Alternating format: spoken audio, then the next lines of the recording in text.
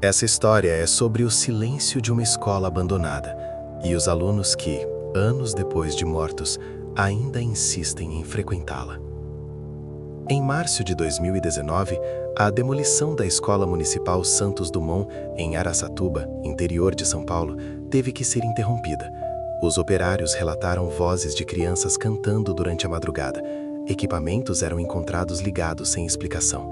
Ferramentas desapareciam e reapareciam em salas específicas.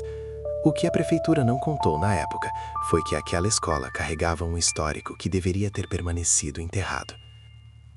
A Escola Santos Dumont foi inaugurada em 1967, numa época em que o bairro Jardim Europa ainda era considerada periferia. Uma construção simples, de tijolos aparentes, com 2 pavimentos e um pátio central cercado por salas de aula. Durante seus primeiros anos, funcionou normalmente. As crianças chegavam às 7 da manhã, o sinal tocava às 7h15. As aulas seguiam o cronograma padrão. Recreio às 9h30, merenda distribuída por Dona Conceição, a merendeira que trabalhou na escola por 23 anos. Tudo parecia comum, uma escola como qualquer outra. Em outubro de 1973, a diretora Maria Aparecida começou a anotar em seu caderno administrativo algumas observações estranhas. Crianças relatavam ver outros alunos nas salas vazias durante o recreio, sempre as mesmas descrições.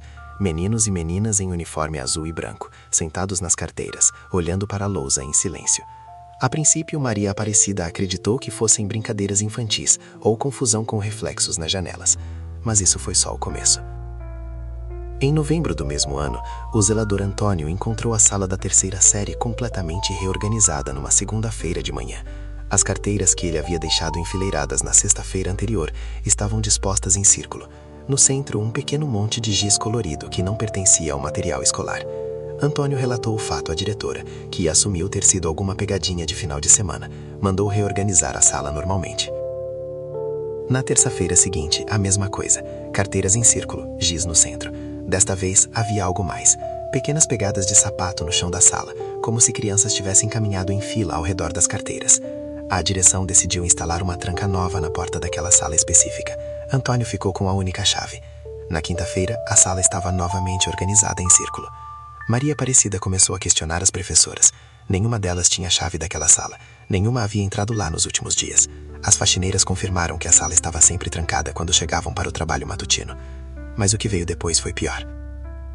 Em dezembro de 1973, as crianças da 2ª série começaram a reclamar de colegas que não respondiam quando eram chamados. Durante as aulas, apontavam para carteiras específicas e perguntavam por que aqueles meninos e meninas não participavam das atividades. A professora Helena olhava para onde as crianças apontavam e via apenas carteiras vazias. Inicialmente, Helena pensou que fosse imaginação coletiva ou algum tipo de brincadeira combinada entre os alunos, mas os relatos eram consistentes demais. As crianças descreviam sempre os mesmos rostos, os mesmos nomes, as mesmas roupas. Um menino loiro de camisa azul que se sentava na 3ª fileira, uma menina de cabelos cacheados que ficava sempre perto da janela. Um garoto de óculos que carregava uma mochila marrom desbotada. Helena decidiu anotar os nomes que as crianças mencionavam: João, Ana Maria, Ricardo, Carla, Pedrinho. Naquele momento, ainda parecia coincidência. Em janeiro de 1974, durante o recesso escolar, Maria Aparecida recebeu uma ligação de Antônio, o zelador. Era 2h37 da manhã. Ele estava na escola terminando uma reforma na cozinha quando ouviu vozes infantis cantando a música do recreio. A música vinha do pátio central. Antônio desceu para verificar e encontrou o pátio vazio, mas a cantoria continuava. Vozes claras, nítidas, cantando em coro. Ele ligou a luz externa e o som parou imediatamente. Antônio permaneceu no local por mais 1 hora. Silêncio total. No dia seguinte, ele encontrou pequenas pegadas no pó acumulado do pátio.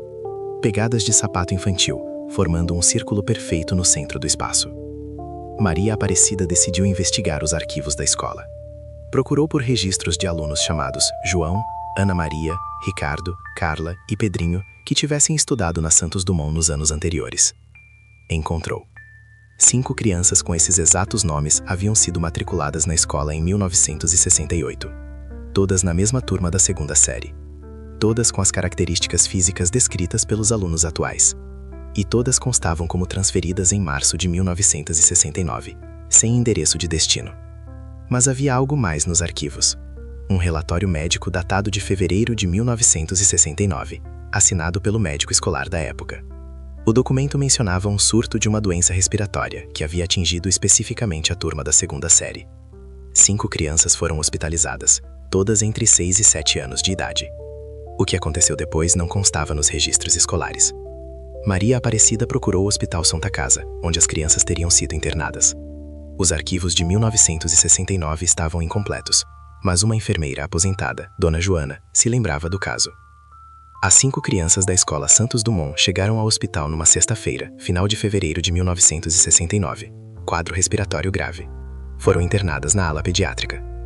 Segundo Dona Joana, as crianças permaneceram conscientes durante os primeiros dias. Falavam constantemente sobre voltar para a escola.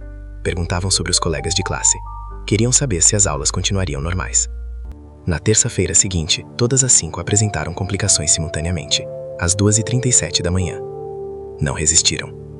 Dona Joana lembrava do horário específico, porque foi exatamente quando acabou seu plantão naquela noite. Ela nunca esqueceu de 5 crianças morrerem no mesmo minuto. Os pais das crianças, segundo ela, optaram por enterros em cemitérios de outras cidades. Queriam esquecer a tragédia.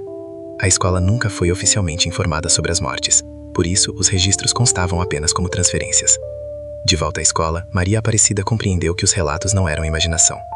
As 5 crianças que haviam morrido em 1969 continuavam frequentando as aulas. Durante os anos seguintes, professores e funcionários se acostumaram com a presença silenciosa. As crianças vivas da escola sabiam dos colegas invisíveis e os tratavam com naturalidade. Reservavam lugares específicos para eles. Dividiam material escolar. Esperavam suas respostas durante as chamadas. Os adultos aprenderam a conviver com carteiras que se moviam durante a noite. Com vozes infantis que cantavam no recreio, mesmo quando o pátio estava vazio. Com pequenas pegadas que apareciam no chão recém-limpo. A escola funcionou normalmente por mais 45 anos. Em 2018, a prefeitura decidiu desativar a Santos Dumont. O prédio estava antigo, o bairro havia se desenvolvido e uma escola maior foi construída 3 quarteirões adiante. Os alunos foram transferidos em dezembro. As 5 crianças mortas não foram. Durante o ano de 2019, vizinhos relataram atividade estranha no prédio abandonado. Luzes acesas em salas específicas durante a madrugada, vozes de crianças cantando às 2h37 da manhã, sons de carteiras sendo arrastadas pelo chão. A prefeitura decidiu acelerar a demolição. No primeiro dia de trabalho, os operários encontraram as salas organizadas como se ainda funcionassem. Carteiras enfileiradas, lousa limpa, giz alinhado, como se alguém tivesse preparado tudo para o início das aulas.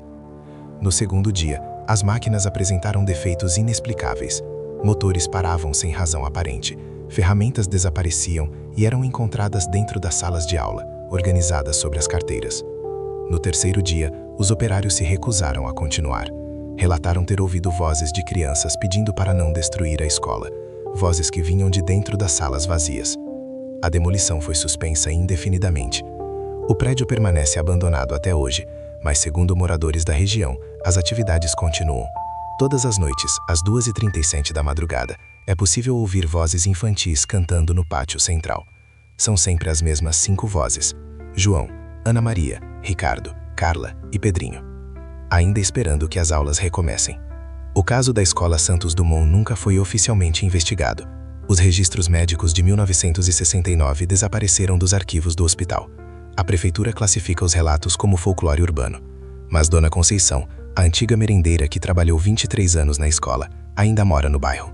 Ela confirma que as 5 crianças sempre estiveram lá, durante todas as décadas em que a escola funcionou. Segundo ela, elas só queriam estudar, nunca incomodaram ninguém. Apenas se sentavam nas carteiras, prestavam atenção nas aulas e brincavam no recreio junto com as outras crianças. Para elas, nunca houve diferença entre estar vivo ou morto. A escola era o lugar onde pertenciam. Talvez algumas ligações sejam mais fortes do que imaginamos. Algumas histórias não terminam quando deveriam.